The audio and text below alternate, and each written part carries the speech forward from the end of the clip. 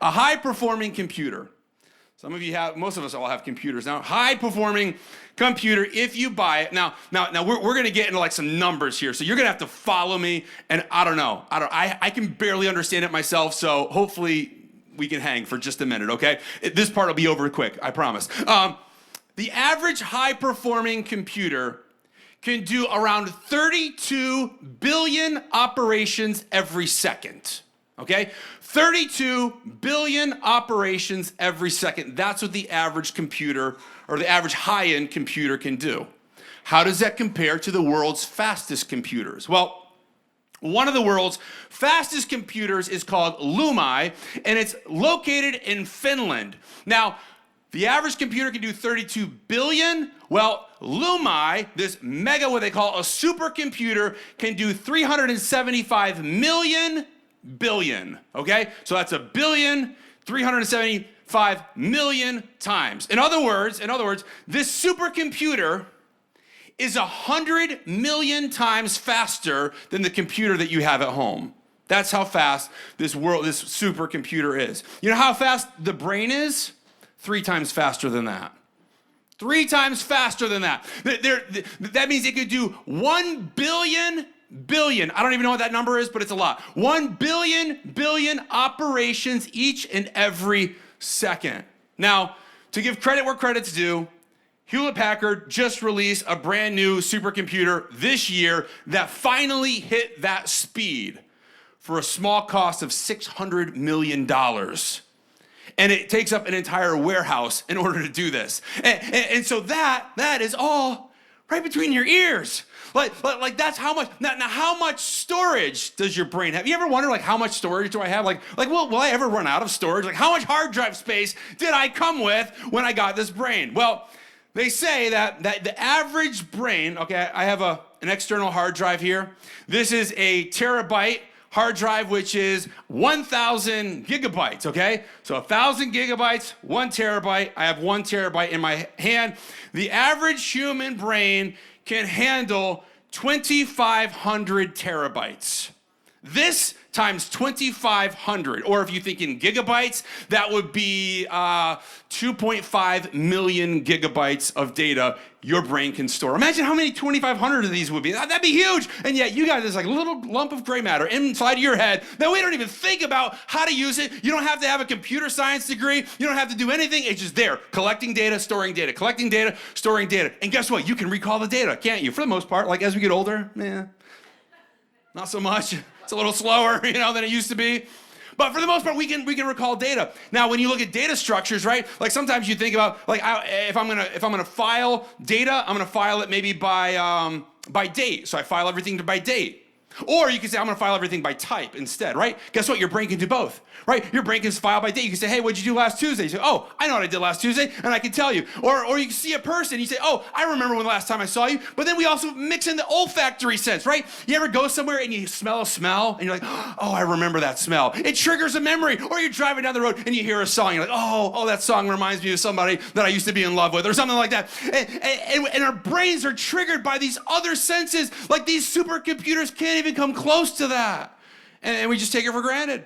Small images that we can see, image recognition, right? From a very early age, you can see a sphere and say that's a ball. You can recognize faces, facial recognition. Do you know how many years and billions of dollars it's taken them to get computers that can basically do a bad job at image recognition, facial recognition? And now our brains can all do that. And you know how much energy it takes to run your brain? About 12 to 20 watts. That's it.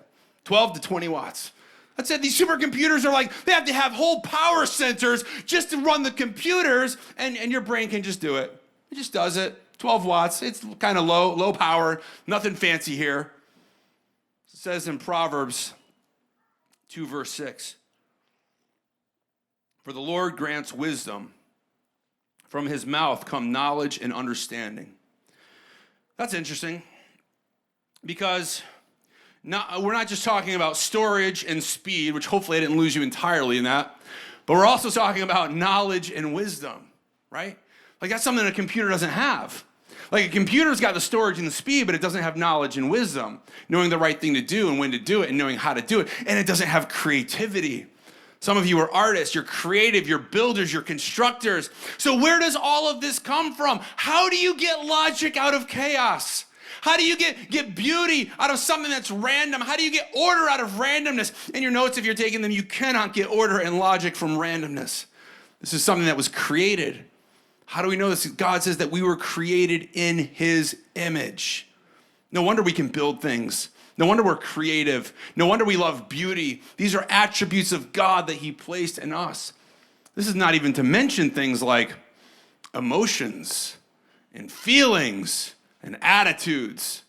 Man, we get attitude adjustment. As we're coming up to Thanksgiving, right? One of the attitudes is gratitude. The fact that we can be grateful. Like you've never met a computer or a cell phone or anything that's just grateful. It's like, just thank you. Thank you so much for plugging me in every day, Thank you for taking care of me. Thank you for the new case. Like, it's just so nice. I love, rose gold or whatever.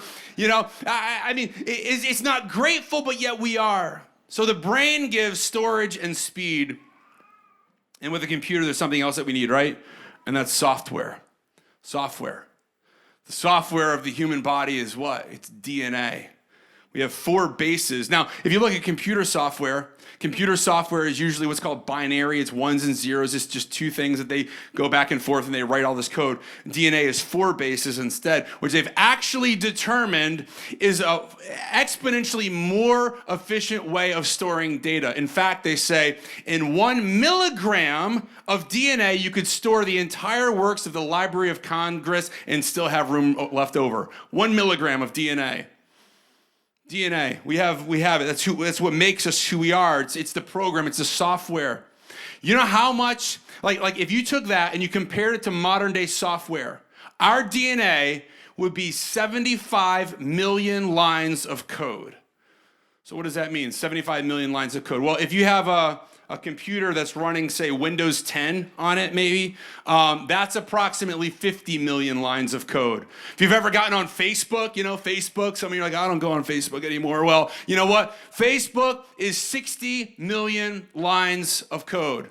Your DNA, 75 million lines of code. Now, I'm going to need some help. Mark, can you help me with this? I have some paper here. If you printed out 1 million lines of code, this is just 1 million lines of code. If you just said, I'm going to print out this piece of software. I'm going to print it out. Let's keep going. Keep going.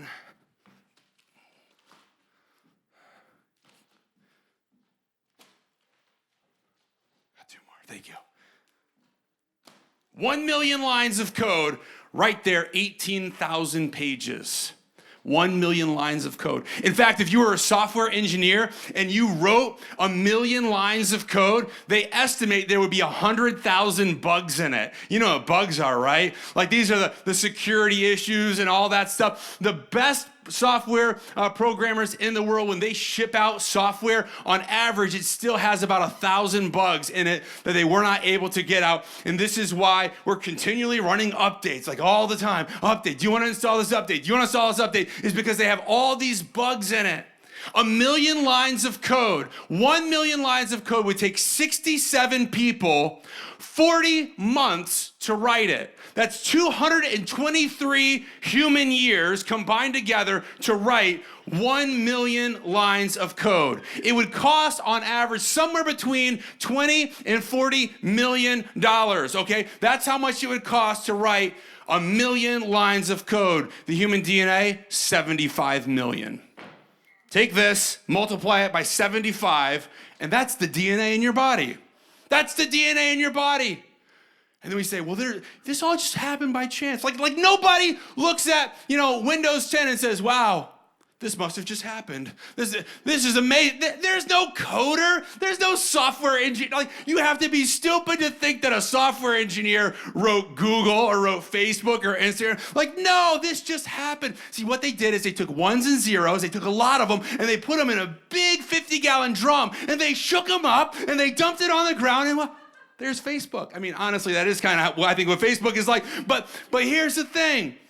Like you cannot see software and assume that it just magically happened by chance. And the fact that it works Now we could say, sure, some of us have some weird things about us, right? Some of us have some little quirks. Some of us have some things that we wish we could change. Some of us are attractive. Some of us aren't. Some of us have parts of our body that don't work properly. And yeah, there's occasionally some bugs, but when you look at the magnitude of scale, the fact that we're even alive, man, it's a miracle. One fertilized egg begins to build a person, and it has all the information that it needs. Right there, you don't even have to do anything. It just builds. In your notes, if you're taking them, a single cell contains all the information required to create human life. Did you know there's enough DNA in your body to go to the moon and back 178,000 times if you stuck it end to end? Now, here's the thing. It's not just the code, though, right? Because what's software without a computer? What's software without the systems and the cells that can read the code and operate that code and have 3D printing abilities so that when you get a cut, it can go in there and patch that back up again, and it can still make you look like who you are, and it can go and fix you, and it allows you to live. And guess what? The whole thing, your whole body operates on organic matter, on food, on water, on air, and on sunshine. You don't have to plug in every night. You don't, and you know what? Honestly, we don't even take care of ourselves that well, and we still operate. Like you might live off of Twinkies and diet soda, and you still are alive and functioning. It's amazing. We could go on and on about the complexities of smell and touch and taste and pain and finger movements. You ever notice finger movements? Like, do you know how long it took people to be able to come up with a robotic hand that could move like this? And the fact that you could go and you could pick up a feather or a needle or something so gentle, or you could take something and you could hold on for dear life, all just in the complexity of our hand, or in how bones heal. People give doctors a lot of credit for healing people, but really doctors all they can do is they can create an environment that healing happens more efficiently, right? You get your bone broken. Well, they can't make the bone grow back together, but they can put it in a position that it'll heal more straight. Like that bone is going to heal one way or the other, but they put it in a position so that way it's conducive that you can live your life more effectively after. Or the fact of our hearing and how our hearing is three-dimensional. Somebody can say hello to you and you immediately know where they are. Like, this is miracles. Like the fact that you're here, in your notes, the fact that you are here and alive is a miracle. Like it's a miracle. It's mind-blowing. The fact that you can listen and understand, the fact that you can see and comprehend, the fact that you are alive, this is a miracle. Look at me. You are a miracle. You are a miracle. And we take that for granted each and every day.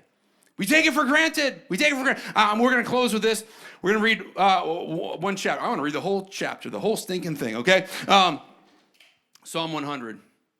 This is a psalm of David.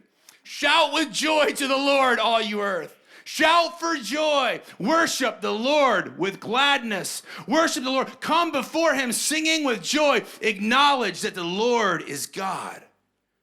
He made us, and we are his. Just underline this whole verse 3. Acknowledge that the Lord is God. He made us, and we are his. We are his people, the sheep of his pasture. We are his. Acknowledge that God made each and every one of us. Enter his gates with thanksgiving and go into his courts with praise. Give thanks to him and praise his name, for the Lord is good, and his unfailing love continues forever.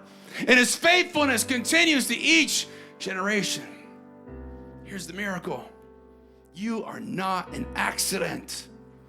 No matter what a scientist says, no matter what a disgruntled professor says, no matter what your parents said, you are not an accident. You are not an anomaly. You are not a mistake. You're not here by random chance, but God created you. You know that there's a reason to be alive. This is why we're searching for purpose, for meaning, for something to fill the void, because God created you. He designed you, and he's given each of us a unique purpose and a unique mission, and he deserves our praise. He deserves our thanksgiving, and he is worthy. He alone is worthy. He's a mastermind. He created all things, and he created you, and he made you, and he gave you life, and above all, he loves you, and he wants you in his family.